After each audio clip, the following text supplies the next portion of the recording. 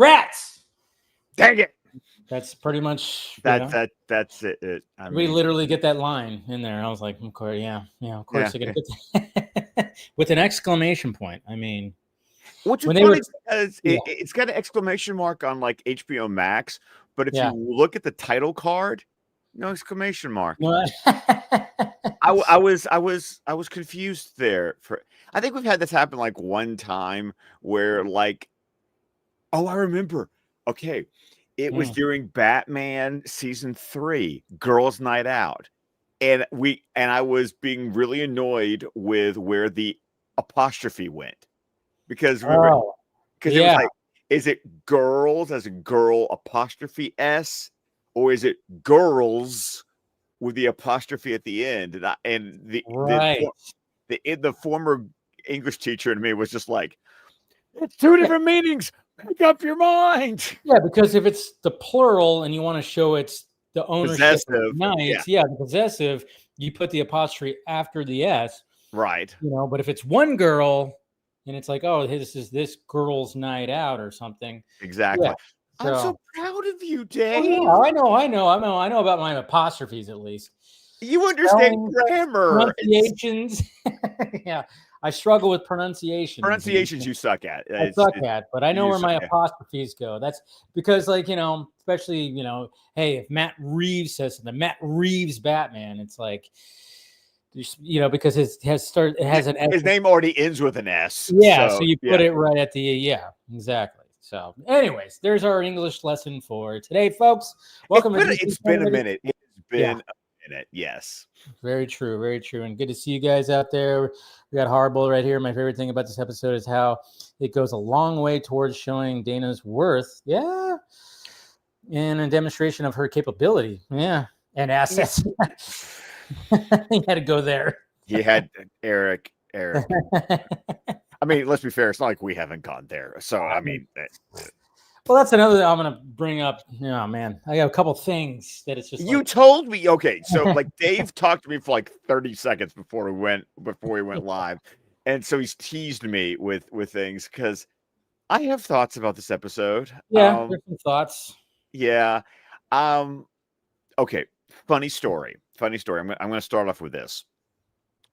Declan found a YouTuber who apparently had never watched any of these like Batman animated shows. So he did like this hour and a half long YouTube video where he watched, according to IMDb, the best episode and the worst episode of every Batman animated series. And it's very clear to me this guy has never watched any of these shows because he was saying things. It's like you did like a quick Google search. Like I was like fact checking him like the whole time because I'm like, I've watched all of these. Yeah. So no. But it was funny. This episode was not deemed the worst episode of Batman Beyond. And which, funny enough, guess what was deemed the worst episode of Batman the Animated Series? Basement? Batman in the Basement? Yes, it did. Yeah. It won. I was like, okay, IMDb got that one right. At least they got that one. Yeah. Yeah. Funny enough, though, IMDb, you know what the highest rated Batman the Animated Series episode is? Not Heart of Ice, I suspect. Because it wasn't Heart of Ice. No. Yeah. Robin's Reckoning? No. Okay. I mean, we're kind of going through the usual suspects. Yeah. Feet of Clay. No. Yeah, Two-Face. No. What? Okay, I'm all. What is it? It was a big rock. Oh wow! Yeah, I could see that. Almost got him. Got him. Yeah. That makes sense. Okay, I could see that. I mean, if we're talking top 10, it's up there. I mean, it totally is up there. So yeah, I can see that. That's cool. Interesting. Yeah. But the first thing I wanted to say, and I also wanted to say hi to Clone Avenger. Anytime I think of a giant collection of movies, figures, statues, I just see Scott's post and realize it is a mere drop in a mighty pond. Yeah. There you go. Yeah, Clone Avenger. He's become. He's been avidly going back and watching our episodes. He's been watching old episodes and then watching our stuff. So good to see you out there, Mr. Avenger. That's nice. And don't feel bad, Clone Avenger. Very, very few people Yes. can feel adequate when it comes to Michael. So basically, yeah, when I was talking about like what I was like teasing is when I was watching, especially when you get like, down into the sewer. Yeah. This is so X-Files. Did you get X-Files vibes with the score? Just with you have this rat boy. I don't know. I got X-Files vibes. Okay. Here's the reason I'm not going to say yay or nay. Okay. Is because while I have seen X-Files, yeah, you're not a big. Well, I never watched the whole thing. Like I was like someone who would catch like an episode here and episode there. I've watched the entire first season. I saw the movie theatrically when it came out, which is funny. I hadn't watched the show, but I went and saw the movie. Back in like it was good because you didn't really have to watch the series. They did a good job. That was what made the movie such a good movie. Is that it's set between like seasons like what 4 and 5 something like that. Yeah, like that. And they give you just enough details of like what you are, and you are good. You are set without, as long as you know the premise of the show. Yep. You are fine to watch the X-Files movie, and the movie is continuity with the series. Oh yeah, and it's such a good one. The second one that they made wasn't as good. It was kind of like oh really? Okay. Yeah, I heard that. That's what I heard. Yeah. But so I can't I can't really go with you on that, only because just out of ignorance on my part. Okay, I couldn't remember if you like were into X-Files or not, but I was like, I was always okay. I was having this conversation with a coworker today. I was always into the shows that they aired before X-Files that got canceled after one season. Oh, like what were those shows? No, that was like Mantis, VR5, Briscoe County Jr. Oh yeah, Briscoe County Jr. Oh man, good old. I love that one. Went 2 seasons at least. I watched it too. I love me some Bruce Campbell. You can't get that guy. Yeah, I did. I don't think I watched it a lot, but I remember when it was on, I would catch it and I would just watch it because it was, it's a goofy Western. Fucking, always was so much fun. It was it was definitely fun. But yeah, that's what I mean, yeah, anybody out there who like is an X-Files fan, just like, if you, especially when she's roaming through the tunnels and everything, just the score and everything. I'm like, God, this feels like an X-Files episode with everything that is going on with this rat boy thing and the fact that he's, totally getting that vibe. Okay. So that's what I was kind of going on. I was wondering because I couldn't remember if you were an X-Files guy or not.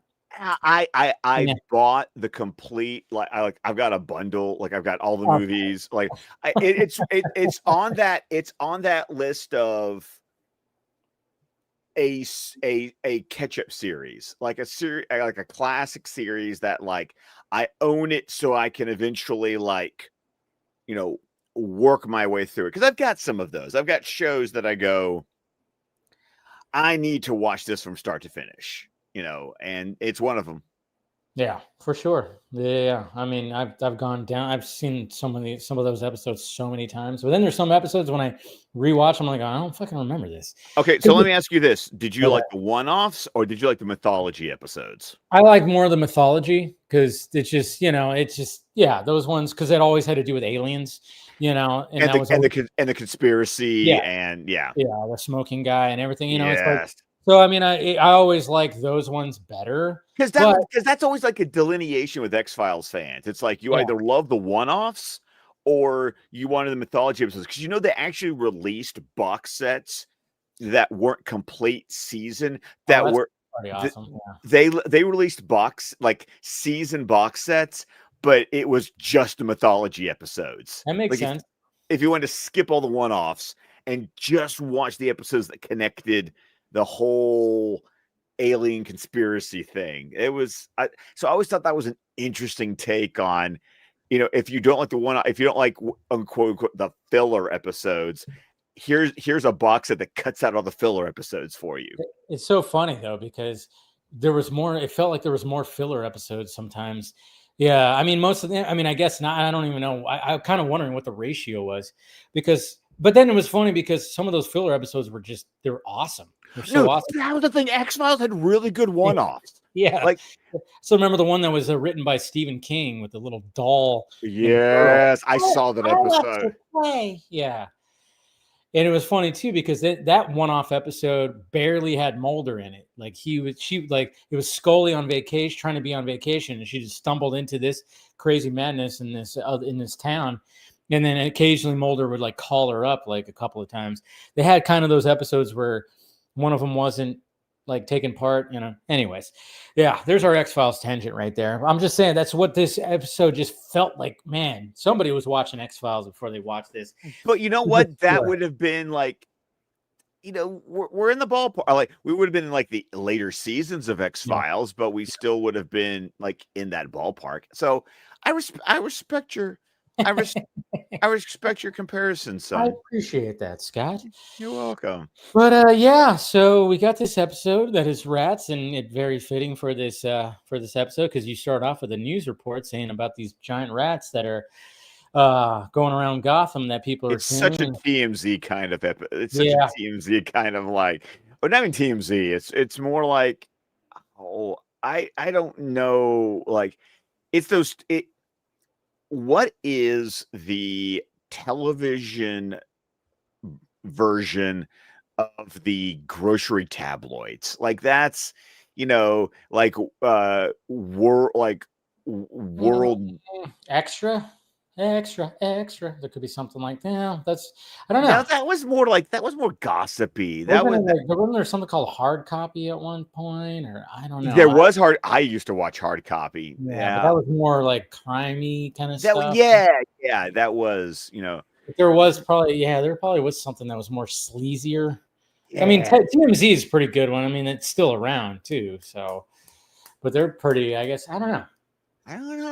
Yeah, but yeah, we get that little report about that, and then we got Max, Chelsea, and Dana, who are eating some dinner, and of course they're seeing the report, and of course Dana is just not happy because Terry. We're back to Dana being pissed with Terry because he blew her off on a date because, as we know, he's off being Batman. Yeah. Okay, I gotta ask you about this. Okay. Dana was kind of annoying me in this episode. Yeah. I'm trying to figure out, is it Dana or is it just the concept of the girlfriend of the superhero who doesn't know that he's a superhero, who wants to whine and complain about when he has to blow her off because he's, saving the world kind of deal. I don't know. I just feel like we've done this before. Like we did it. I mean, the big one was Dead Man's Hand in season 1 because that's what brought Melanie into Terry's life. Was they broke up for like an episode, and then by the next episode they were just back together. And I guess it's maybe because of the episodic nature that we don't really get like a true arc or a progression of their relationship. So it's like when we need her to be pissed off at him for plot, she's pissed off at him for plot. And then by the next episode, it's all okay again. They need it. Yeah. I mean, it is like one of those things where, whenever they need it, and they definitely were like, well, we're going to get her kidnapped and she's going to go through this thing. So we have to get her pissed off again. And it's the same old thing of like, he's in hot water and then he shows up late. Dana, that whole thing. Yeah, it's getting old. It's definitely getting old. Yeah. I mean, I see why they did it for this episode, but even like, really? Okay. But of course they went a little further this time of her getting kidnapped, and then of course her trying to escape this whole nightmare that she was in. So I guess there was a little bit more meat on this bone as opposed to other times. Well, this one was at least cool because we finally met her dad. Yeah. Which we have not had. I mean, we're what, 13 plus 9. So we are like 20. So we're like 22. What? I was doing the math in my head, and then I realized Scott. Right there. Look at the thumbnail. Thumbnail tells you which episode we're on. Yeah, we're on 22. That was right. There you go. Episode 22, Right. as apparently the That's Dave's where we're at. thumbnail will tell us where we are in the total of the series. I've had a long day. Yeah, no, it's okay, man. It's okay. I won't hold it against you. But but finally, 22 episodes in, and we finally meet her father. Yeah. I like his characterization. Feels like a dad. Yeah. I like it. But also, so that was a benefit, but still, like you said, it's old at this point. It's getting like, kind of played out. And yeah, obviously she storms off, and and then of course she finds that flower, and there's a note that, what does the note say again? I totally forgot to write it down. I'll be there for you. Be there for you. That's right. And so she thinks it's Terry, calls Terry, and was basically just like, sounding all, ooh, let's meet up, and I'm gonna wear that dress you like. So here's my issue here. Okay, because I've got one too. So you go right ahead. She gets all dolled up, and then of course, Dad sees her, and it's like, obviously he doesn't want her to go out with Terry anymore, because he's trouble. And she's wearing like a very provocative dress. I mean, it looks like she's going to be going to a 5-star restaurant. Yes. Terry just wears the same fucking thing, and I'm like, what the? I mean, yes. He still wears the same freaking. His character model doesn't change. Yes, it's like, I mean, if we're really going to be doing this, at least change it where he's wearing a nice shirt, not his normal black, T-shirt with the brown leather jacket. With the leather. And I was like going, she's like in heels, in a white dress, hair up. Hair all done. It's like she's going to prom. She's got that hair that goes down across her face. Which, by the way, I love that. I love that. I do love that. That's a thing. Show me those images of Angelina Jolie as Lara Croft. She always has that hair coming down, and I don't know why I'm going, that is so hot. There's something hot about that kind of hair that just goes right across the face. It's kind of like the Jessica Rabbit femme fatale, where like it's the Veronica Lake look, like when the hair is like covering like one eye. Yeah, there's just something about that when the hair, and you get that one, you get a little, it's not like a strand, but it's a, it's a lot of hairs, obviously, but it's a lock. Yeah, it's a lock of hair, but it's small amounts, compared, obviously, but it's not covering anything, but it's just right across the face. But I'm just like, Terry, come on, you're in hot water, you're not gonna fucking, change. They couldn't just like change the character model for one like time, One time. Well, here's another issue. Okay, folks, it's clear that this. I think we have finally. It's taken us 22 episodes. We finally have a stinker of a Batman Beyond episode. I think. Is that fair to say? Like, I would say that this one is pretty damn weak, and it probably is the weakest one. I was hoping. I mean, even though like I felt like it was an X-Files episode, I don't necessarily think that helped it. I just really enjoyed the eeriness of it, because like I said, X-Files, and there was like something with the score that also brought those vibes. Got you some Mark Snow vibes. Yeah, there you go. That's who did. Yeah, I mean, that's where. But other than that, this one just kind of goes, all right, cool. I mean, at least Bruce Wayne's heavily involved, kind of, Yeah, it's not good. It's a weak one. It's a weak one. By the way, was the dad any voice? No, I looked. It's funny enough. Who was a voice was Patrick Ratboy. Dude, I was like going, I recognize his voice. I recognize his voice. Why do I recognize his voice? And then it hit me. It did hit you. It did hit me. Like it was late. Just like what happened when it was what's his name? The son of what's his nuts? The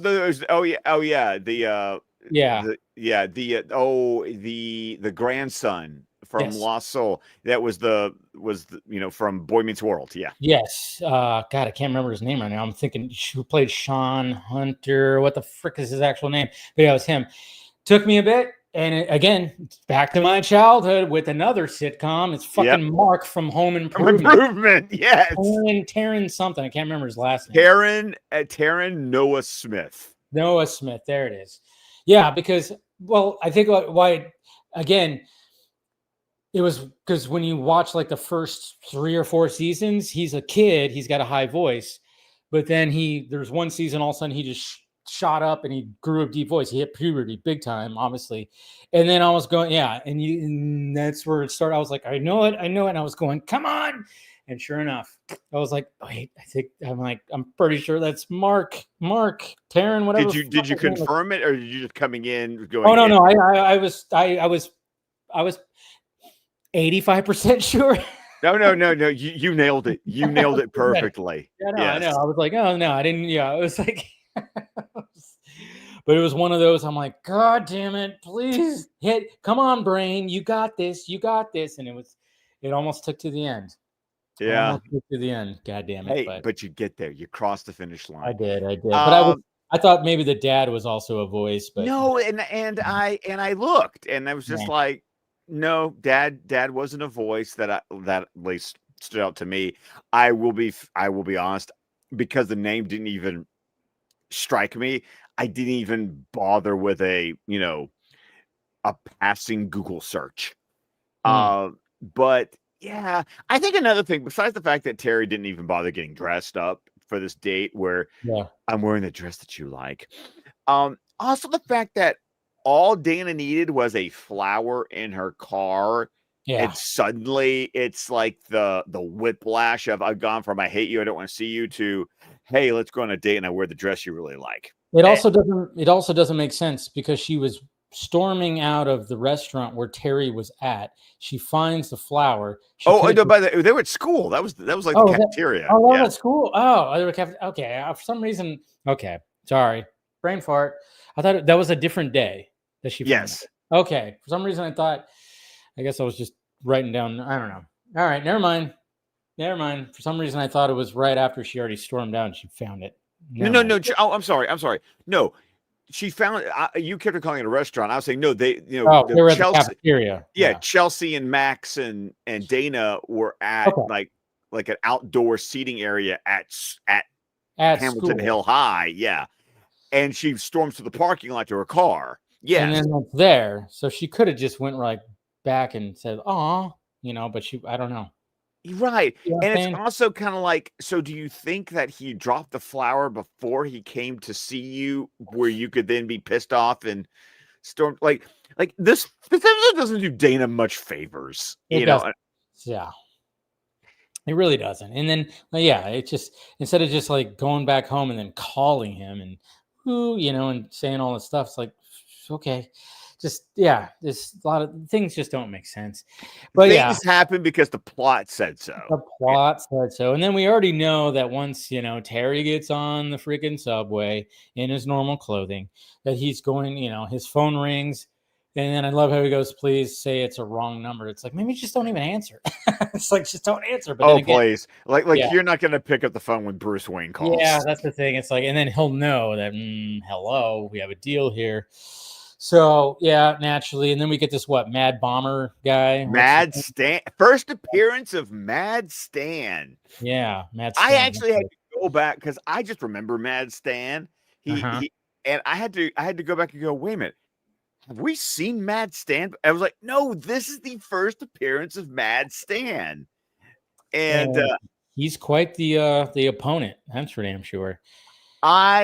There's something about Mad Stan that he is a memorable Beyond villain. Like I just remember, because he's always that conspiracy nut job, but he's also like, he loves explosives, but he's trying to, there's too much information, man. You can't absorb it all. So the only solution has to blow it all up. It's almost like you understand him. You go, yeah, I get it, dude. I get it. That is actually the funny thing. Watching the episode tonight, I just kind of sat back and went, he actually has a point. A little bit of a point. A little bit of a point. But I mean, and then of course I love how Bruce says like, yeah, once he gets going, yeah, he's unstoppable. Yeah, once he gets on a rant, he's on. Yeah. Like that's ranting is his superpower. Yeah, he starts ranting about the government and starts ranting about all this conspiracy stuff. It amps him up to the max.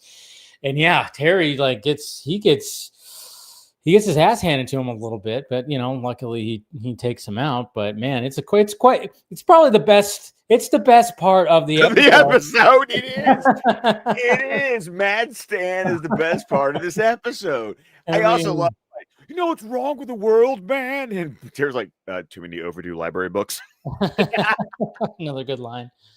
That was a great line. I enjoyed that. No, it's information.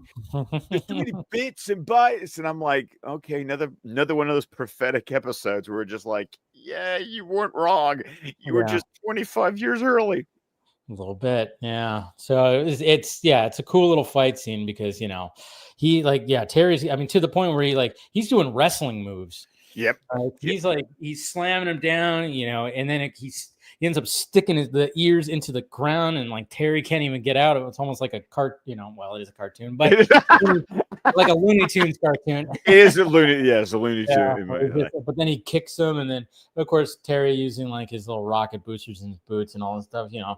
He improvises and takes him out to the we get that good little like ending where he's just like walking, and then he just. And then he just falls forward and just plop. Funny enough, so the voice of Mad Stan is a performer by the name of Henry Rollins. Oh yeah, yeah. I know Henry Rollins. I didn't know that was him. Shit. Well, if you look, Mad Stan is drawn to look like him. Damn, I didn't even think about that. Wow, that was Henry Rollins. What the fuck band was he in? I can't remember. He was in quite a few. He was actually in 2 or 3 bands. Yeah. Yeah, he was like also in one that was just Henry Rollins band or something like that. Yeah, yes. Forgot what the man. Now it's gonna bother me. What the fuck? Let me look. Go ahead. I'm gonna say, go ahead. We got nothing else to talk about. Just... You got the Henry Rollins band, but what was the band called? There was like a couple of bands. Wikipedia, I guess. Oh yeah, it was Black Flag.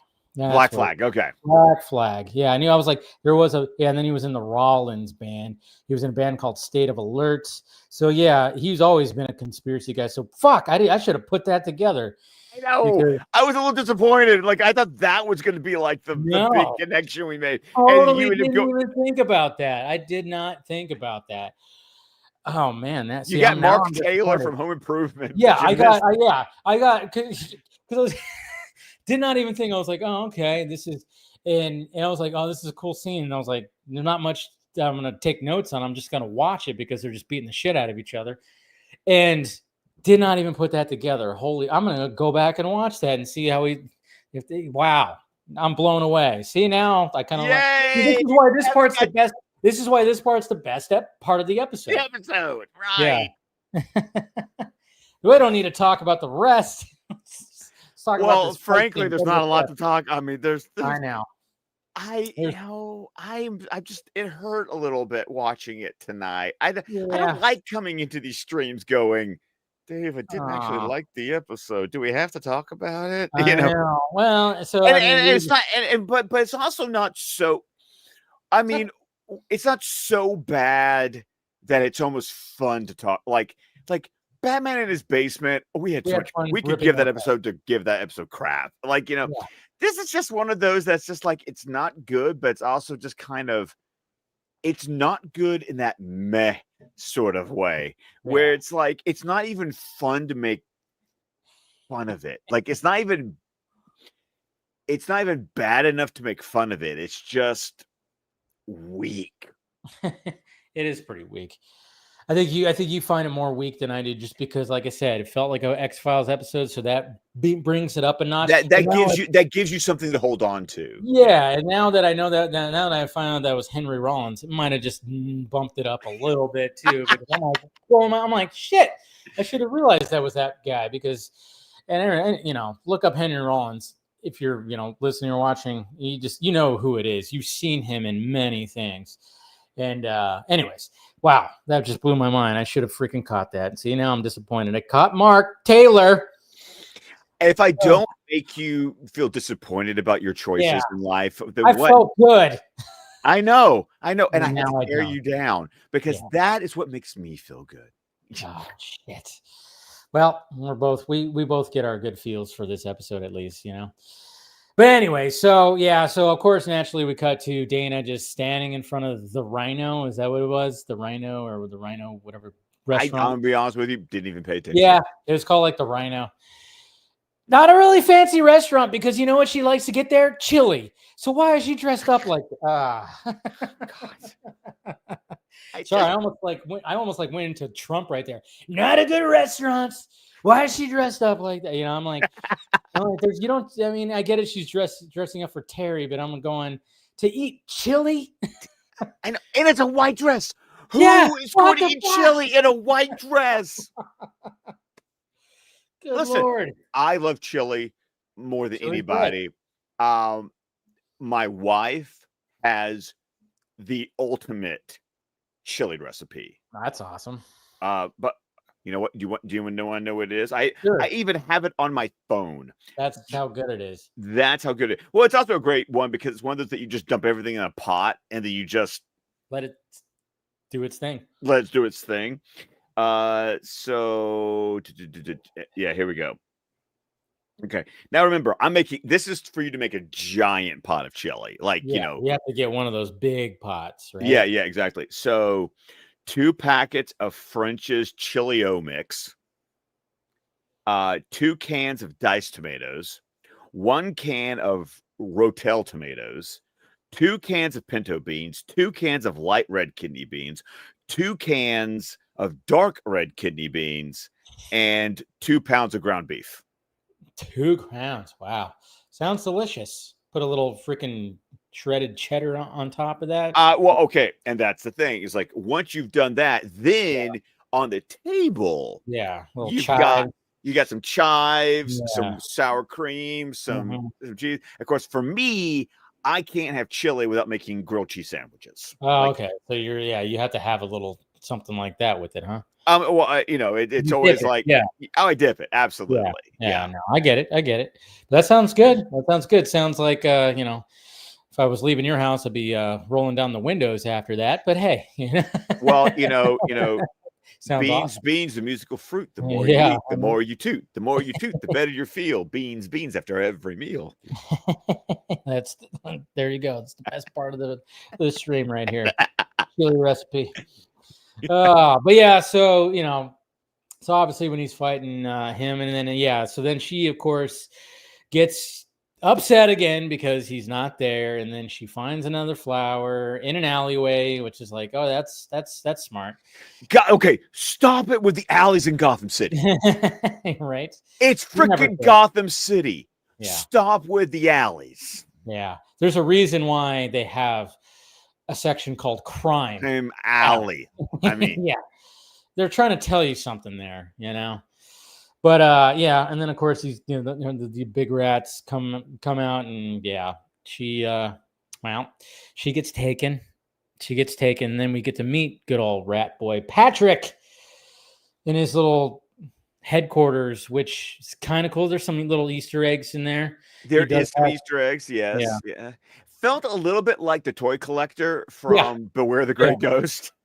Yeah, because you got like he collects things that nobody wants, and then he's holding what the fuck magma guy magma, from the terrible from the terrific trio. Yes. Yeah. So he's like holding a little callback. There's like it looks like there's even some Joker teeth on there on one of the shelves I think I saw, but not too much, but there's a couple of things probably in there that maybe could be tied to something within the world. But yeah, he's just, obviously they try to do this thing where you try to sympathize, like, oh, he got made fun of. They call me rat boy, did this. And, even she kind of goes, oh yeah, it's noble. But then all of a sudden it's like, but he also kind of insults her because he says he collects things that other people don't want. Yeah, that's also bad, right? That's like, you saw how she was being disrespected by Terry, right? And how was he seeing that? With the rat? But also, how did he choose? How did he know to be paying attention to her. Like it's not like he's an old classmate. It's like, how did Dana get his attention? I mean, granted, Dana's beautiful. We get that. But he's also been living in the sewer. So like, how does it, like usually a story like this works when the character who's hiding in the sewer has some sort of like connection to the character, or even an origin story. Yes. There's like, we don't know anything of where Patrick came from. He just is there.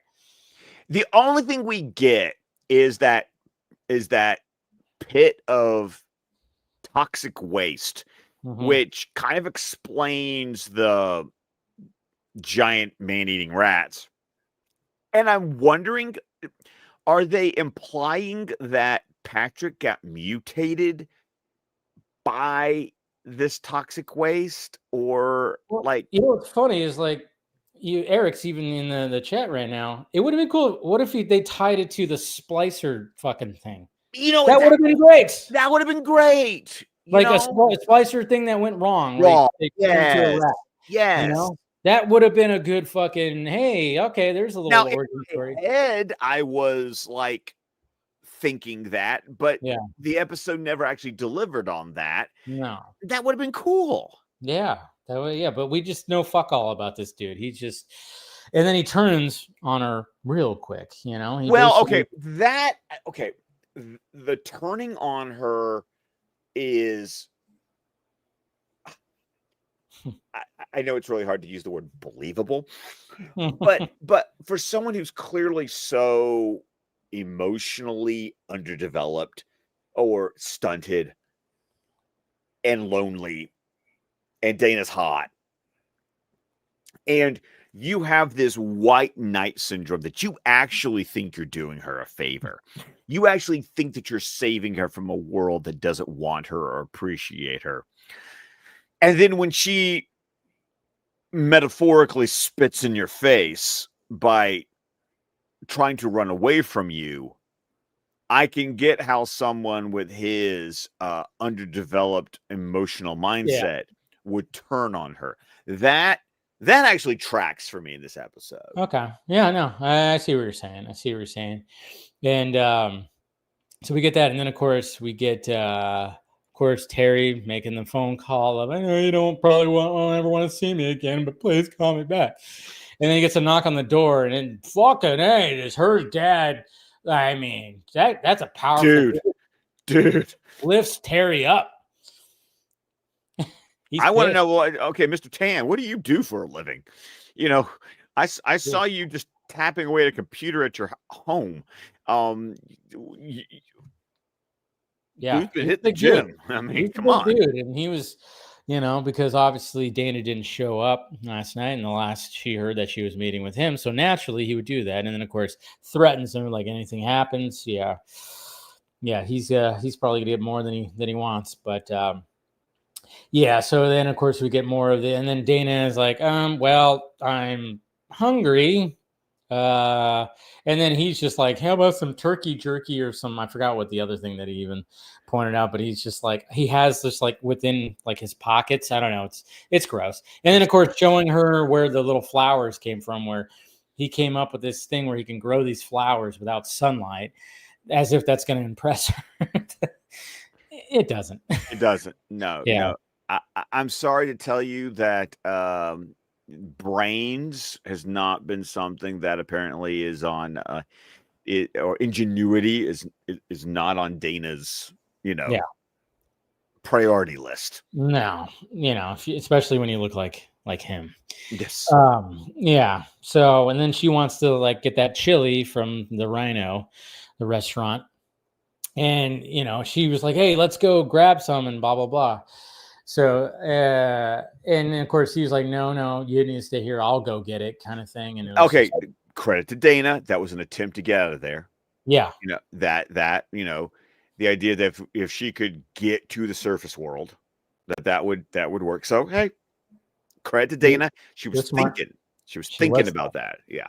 She was thinking. And then, So then, obviously, Terry in the bat suit is now looking for her, and it's he goes all the way, he does go to the Rhino. And Bruce like kind of goes, okay, go, and he says to her like, yeah, it says to him, this is where she was supposed to meet me, and then of course, naturally, perfect timing because people are running out of the restaurant. And he's like, uh-oh.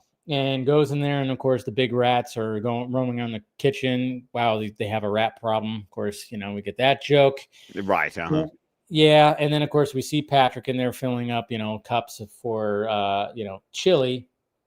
And this is what's so funny too, because obviously with everything that happens in there, and then he runs off, and and then this is where we get the rats, and he punches the wall, and it's like that's a funny moment, but it's like obvious that he when he walks out and you see the manhole, even though it's not like a traditional manhole, it's more of a vent kind of thing. Because a grate.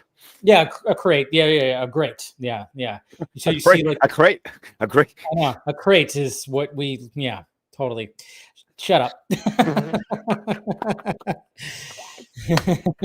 I'm on a roll tonight, baby. You're on a roll. No, but so it's like, oh yeah, obviously. But then, but he ended up dropping one of the cups. And then, of course, Terry's like, extra spicy, just like Dana likes it. And I'm like going, okay, so did Patrick go, what kind of chili do you...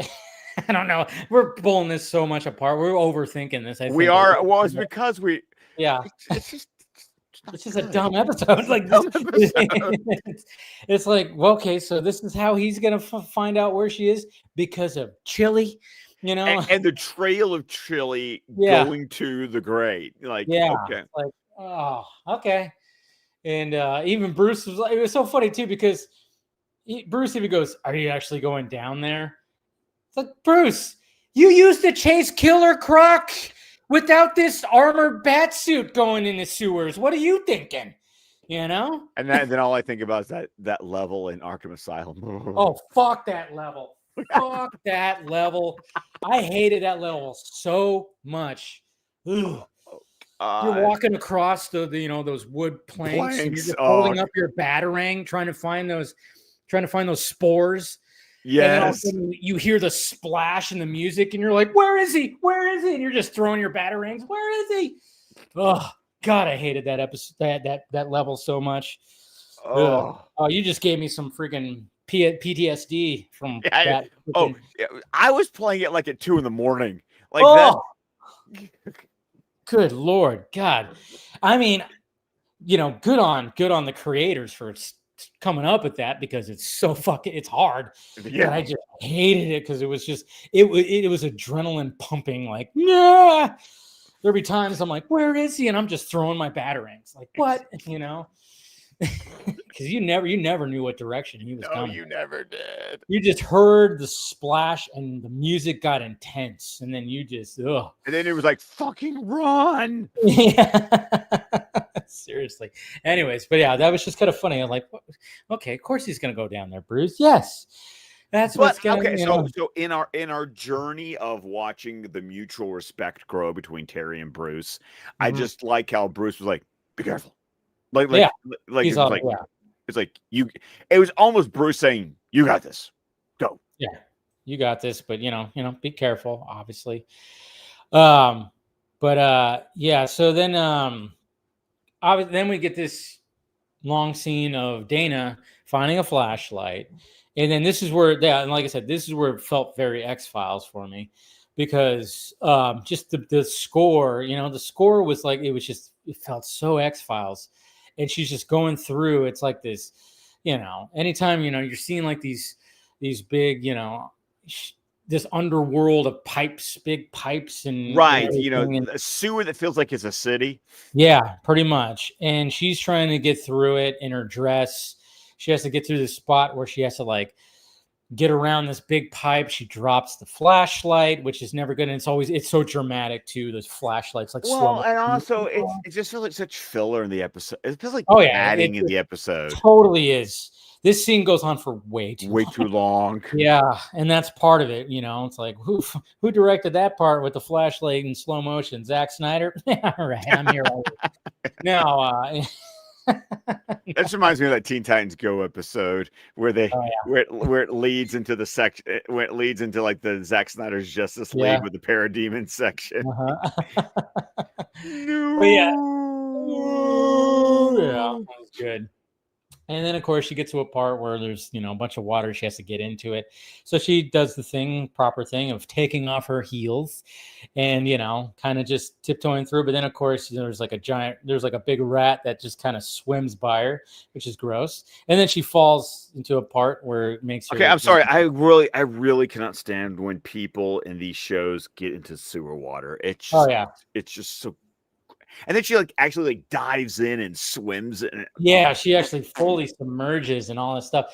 But it was funny because, this whole time as she was doing some of this stuff, it's like, okay, she's wearing a white dress and her hair's like that. And it's like everything was remaining perfect. And then it was only until she submerged and then got out, the bottom part of her skirt of her dress was all a little frayed. Her hair is now, I guess it just needed to get to that part where, she got really filthy.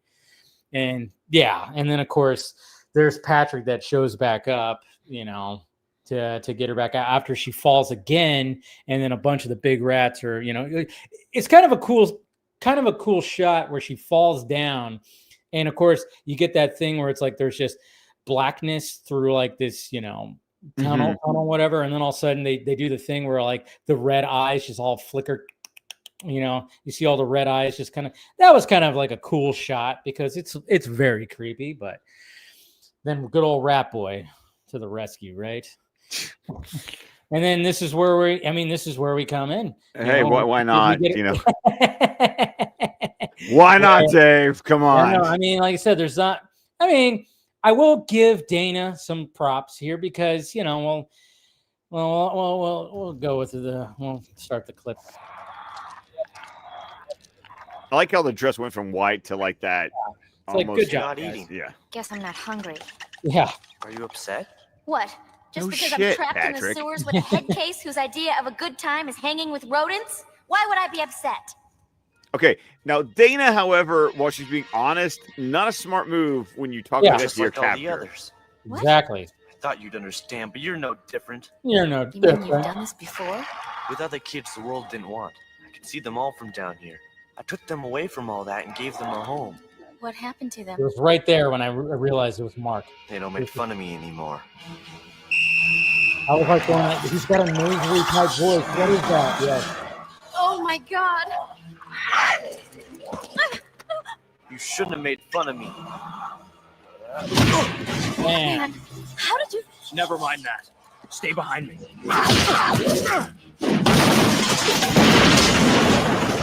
My collection. Oh no. Okay, that's it. Okay, that. That's very, like a toy collector thing. Yeah. And then she gets all Casey Jones right here. Well, I also So good on her for this. Smart. And then she had a fat man. Patrick teddy bear. Let's blow this mouse house. Explode this mouse house. I also I had like Mickey Mouse Clubhouse, Hold like tight. Disney vibes, like that. Lock the blade in fire never go well.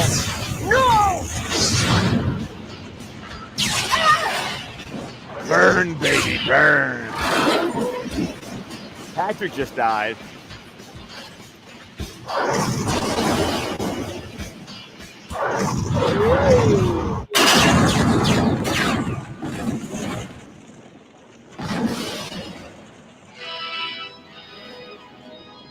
And to think that all those flames are from radioactive waste that got set on fire. Man. He got the city Notice get how any they're all worse. wearing, notice how those guys are all wearing masks, and then you got fucking people right here that are not. Hey They're all there. wearing like hazmats and shit. And everybody else is Never. just like, oh, we're good. If only I'd been there, I could have. Shut up, McGinnis. I forgive you. Just shut up. Let me hug you with my dirty ass fucking hands. And Come on, let me take you home. now she should probably get checked out first, Terry. I'm just saying. Yeah. You might need to go get checked out. She was in sewage water. I know. And he's like, let me take you home. What? So her dad can beat the ever living shit out of you? Yeah, take her home while she looks like that. No, but of course that's just the trope of like, let me take you home. It's like, no. She needs to be checked out by a doctor just in case, you never know. I mean, she was Tetanus. submerged. You know what? Yeah. She was probably, she was submerged in sewage water. She needs to get, she probably got some ugh. I know you're right though. Anytime you see like a movie where they have to go through like the sewer and the water, I'm thinking about like Temple of the Doom, Indiana Jones. They had to like go through that with all the rats and shit like that. No, that was Last Crusade. That was Last Crusade. Yeah, you're right. That was right because that was the crypts underneath Venice. Yeah, you're right. I was like, wait, because I was imagining her, and then you're absolutely correct. Man, I saw a freaking video about a theory. Speaking of Indiana Jones. Yes. So here to share it's a dumb theory. You'd have to watch it. I have to like find it for you because there's so much that goes within it. But basically the theory is that Indiana Jones, his adventures are the dreams of Han Solo when he's in the ice.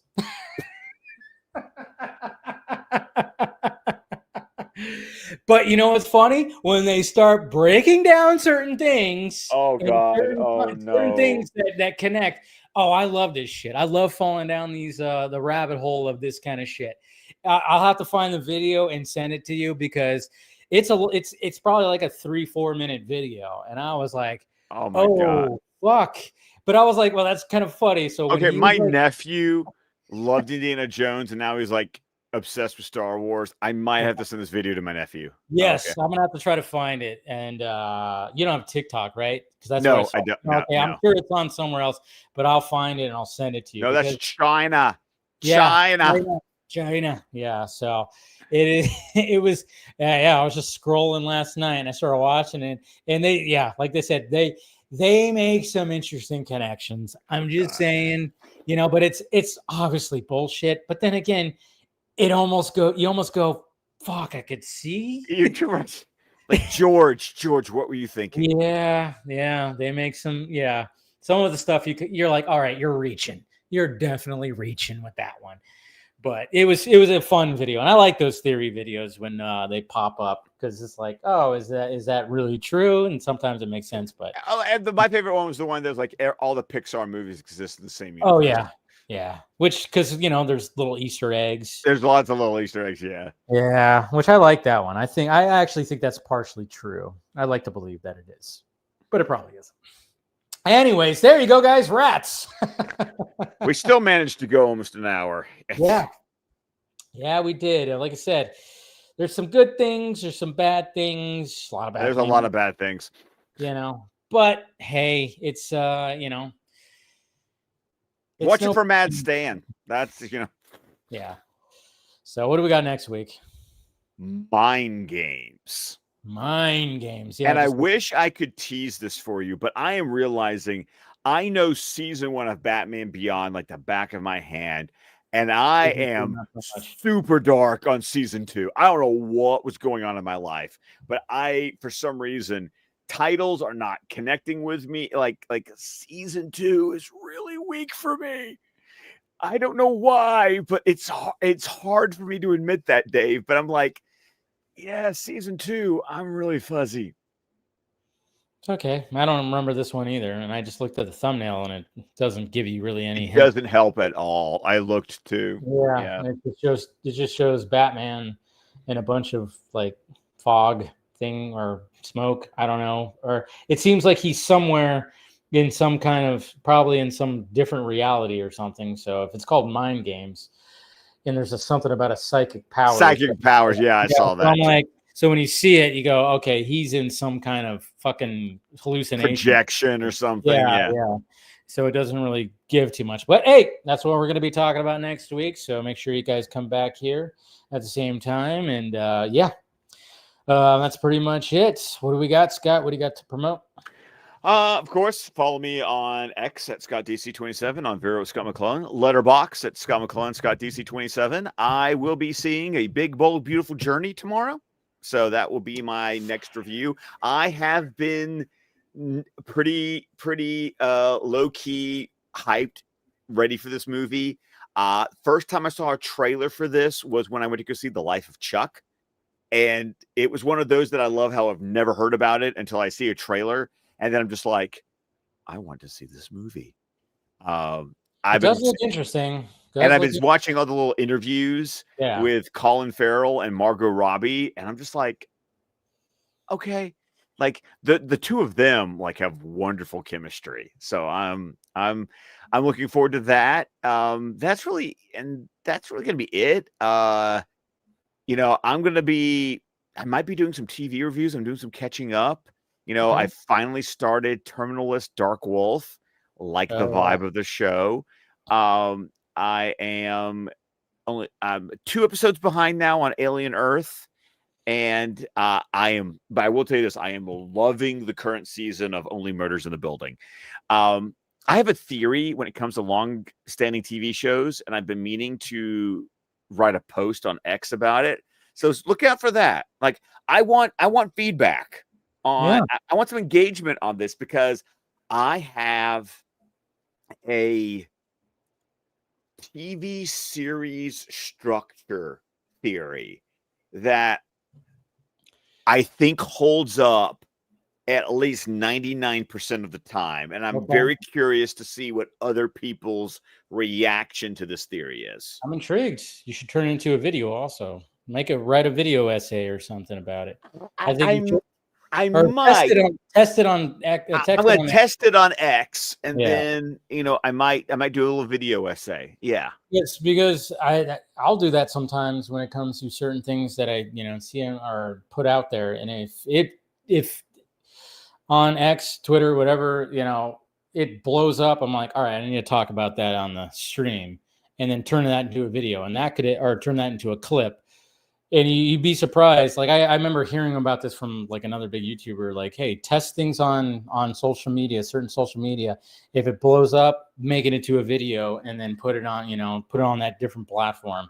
And I'm like, yeah, so test it because I'm curious of what what this post is. I'm going to want your input too. Yeah, I'm curious. I haven't watched that series, but I know that's not just for that series. You're talking about in general. Right. I'm seeing I have a generalization to make, but I have lots of TV shows that fit the pattern. And so I want to kind of float it out there and see what people think. Okay, cool. Looking forward to that. All right. And then, is that it?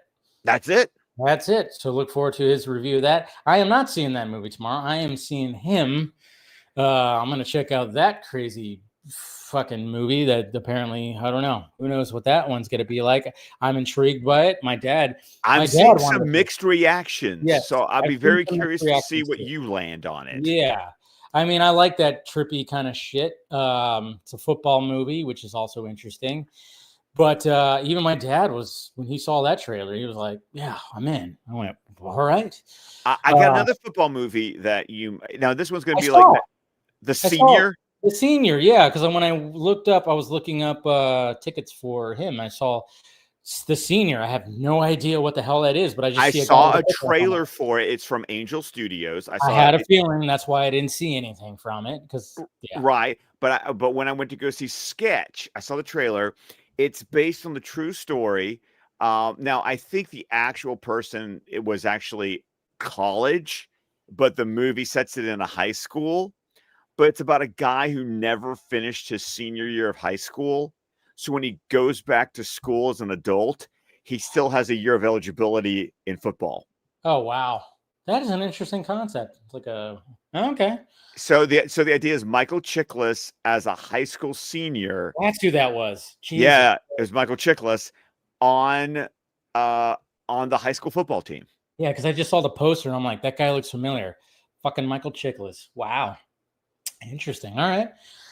Might have to check that one out eventually too. Sounds like an interesting premise. So yeah, look forward to our reviews of what was the a big, bold, beautiful journey. Big, bold, beautiful journey, which I also want to see because I love those two actors. It looks good. That got mixed reviews too. I'm not gonna lie. You know, I was reading some of those on. Yeah, a little bit of mixed reviews. This is going to be interesting though. You go Yeah. see one movie getting mixed reviews. I I'm go with- see another movie Yeah. with mixed reviews, and then we can compare notes about where we stand on it. There we go. See, that's what it's all about. And you know, you're gonna get true from me, from Scott and I. So it's me and Scott. Yeah. So, anyways, guys, that's it. We'll see you next week for Mind Games, and that's it. So love you, and we will talk to you later.